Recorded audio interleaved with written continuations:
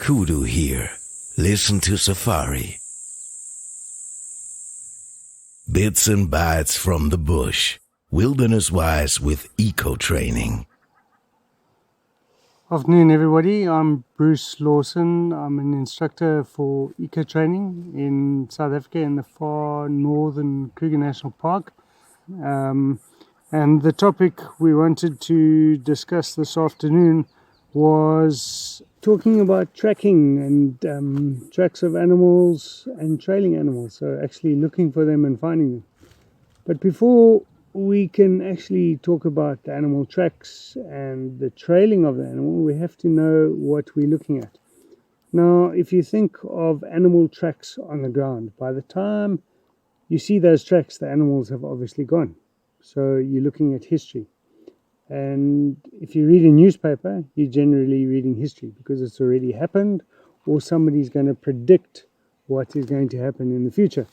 Which most of the time when you read again, it wasn't like that to start with. So tracking is reading a little bit of time in history. Now the bush is very much like urban surroundings in that there are pathways and there are routes that animals use, especially close to things that are important to them, like water. So for us, that would be the pubs, and feeding grounds, so the shopping centres. So we have lovely roads that take us to those places. Animals have pathways that take them to those places, and the deeper and the broader the pathways, the more they use those routes to get there, and the more tracks of animals you will find along those pathways. Now, animals' feet can be broadly broken down into 3 different foot structures. Now, if you take a human's foot structure, for instance, we are what is known as plantigrade. Now, if you just plantigrade, what is plantigrade? We plant our whole foot on the ground. So we put our heel on the ground and we roll it all the way to our toes and we're off. That is pretty much all your primates have got a plantigrade foot structure. So out here in South Africa, we're looking at things like your baboons, your monkeys, your bush babies, and your humans. Okay. In Africa, gorillas, bears, they're all plantigrade through the rest of the world. That is plantigrade. So whenever you see a whole hand on the ground, that's going to be a plantigrade foot structure, which is generally your primates. So if you know that, you can narrow it down to that small group of animals. And then you get what is known as digit grade. Now, digit grade is that set of animals, or group of animals, I should say, that walk on the tips of their toes. Now, don't mix that up with walking on your nails. So it's not on hooves. It's actually on your tips of your toes. So if you look at things like your cats and your dogs and your mongoose, they all walk on their digits.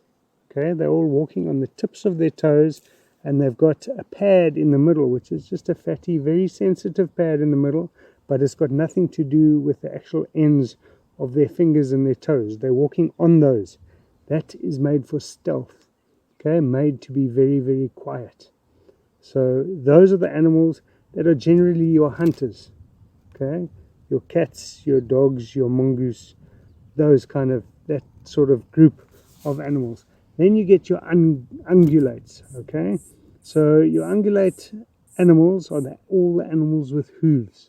So animals that have hooves, which is generally built for speed, okay, to get away from the predators. The predators walking on their toes is for stealth, very quiet, so they can creep up and they're not noisy. The hooved animals are the ones that need to get away as quickly as possible. Now you get different kind of hoofed animals. You get the ones with single hoofs or odd-toed, like a zebra, and then you get those rhino who's got 3 toes. And then you get all of those with even. So you get all the cloven-hoofed animals. Your impala, giraffe is one of them, buffalo. Then also your hippopotamus has got 4 toes. So all your antelope species have got hooves. Your pigs have all got hooves as well. So roughly, that is what your animal tracks can be broken down into. So when you're driving along on a dirt road and you look out your car and you see, whoa, what is this? and there's almost like a hand footprint, you know straight away you go into the group that's going to be primates, because somebody has put their hand or their whole foot on the ground. So you know it's that, and then you can look for certain things in that group of tracks that are going to show you what species of animal that is in that family, in that group. If it's a hoof, you know, oh, I must look if it's got two hooves, so it's a cloven hoofed animal, or if it's just one hoof, then you know it's either a zebra or it's going to be one of the cloven hoofed species of animals. And if it's a dog or a cat, you're going to see toes. You might see claw marks if it's part of the dog family. If it's part of the cat family, you're not going to see claw marks. Cat family, the tracks tend to be more round. The back pad of the animal has got like a W, okay, a W shape. It's got 3 lobes, where all your dogs have only got 2 lobes at the back of the track. So immediately, once you recognize that it's got toes and a back pad, and you know that I must look for claw marks or I must look for 2 lobes at the back, you can distinguish between a cat and a dog straight away. And that's really, really basic tracking, and anybody can do that.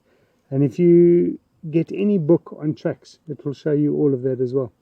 Getting down to actually trailing animals, that is a totally different story altogether. Because trailing, you not only need to know what the track is and what the track of that, well, obviously you've got to know what animal you're tracking, but you need to know things about that animal as well. So the more intimate you are in your knowledge of that animal, the easier it is going to be for you to track. I always laugh when I see movies and you see the tracker looks at the ground and he says, oh, there we are, 10 past 6. That is really difficult unless you've seen the animal's tracks that are on top of those tracks that you are trailing, and you know that, and you saw that animal at 10 past 6, then you know exactly what time it is. So it's very difficult, and trackers generally work in 6-hour periods. They go, okay, this is fresh, which means, yes, if we follow it, we're going to find it. Or, yeah, this is last night, it's not so fresh. Still looks fresh, but it's more than 6 hours ahead of us. So it's going to be very difficult to follow. There are many ways to check the freshness of the track. And the easiest way, and the most logical way, is when you do see a track and you think it's relatively fresh, you can put your foot next to the track or push your hand into the sand next to the track, and you compare yours, because you know when that went in there, to what the track looks like. And then you're going to see the definition on the tracks. So the rims of the tracks, are they still very sharp, or have the sides started falling in?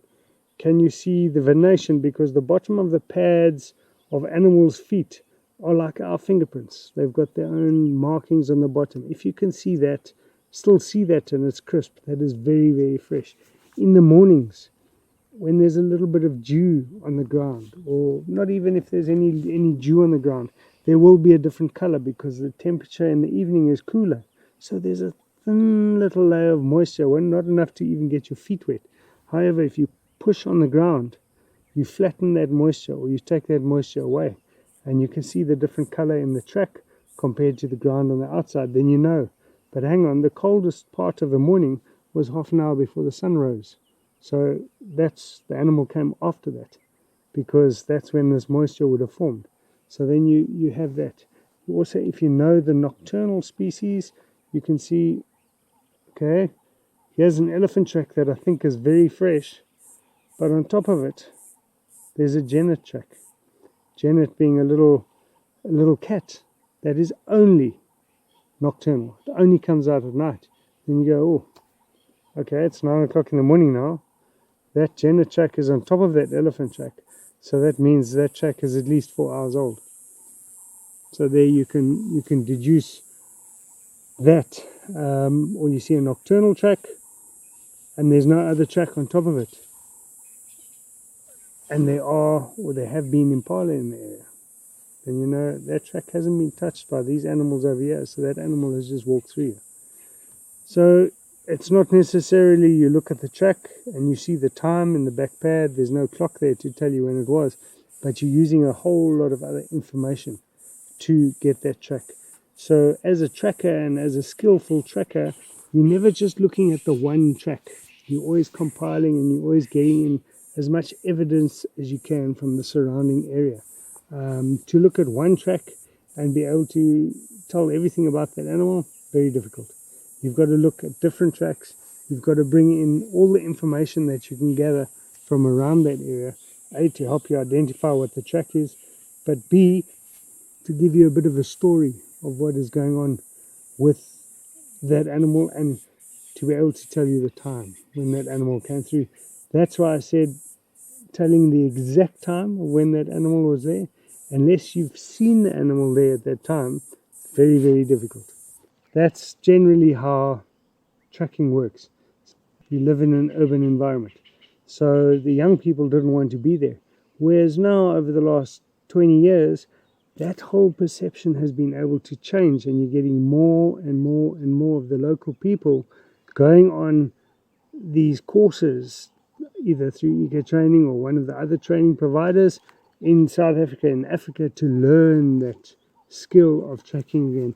And there are some phenomenal young trackers out there now who are really, really good. But tracking, like anything, you've got to actually spend time on the ground.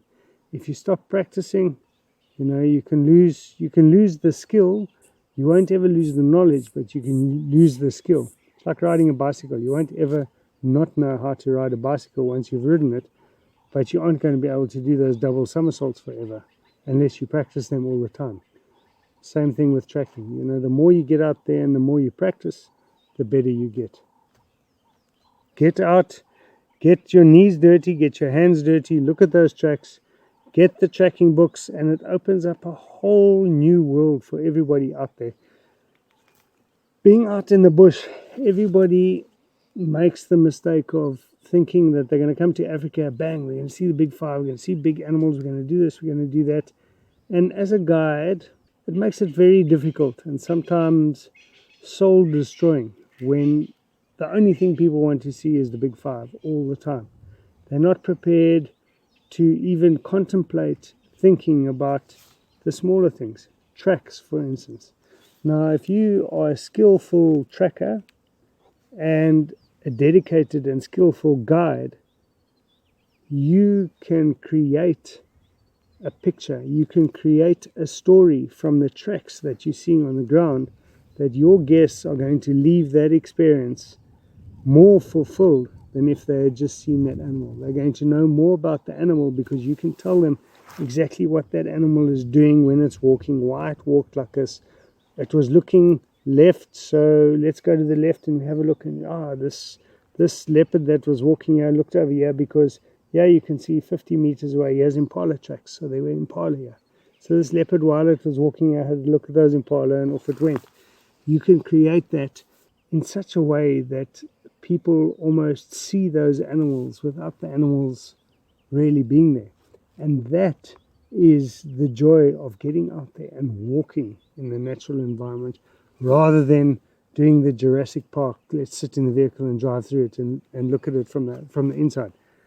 So I encourage people to get out there, put on your walking shoes, go walk in the local park. If you've got access to nature reserves, to forests, to come to Africa, to come to the reserves and do stuff like that, absolutely awesome. But you must go for a walk and you must look at tracks. That is an absolute given.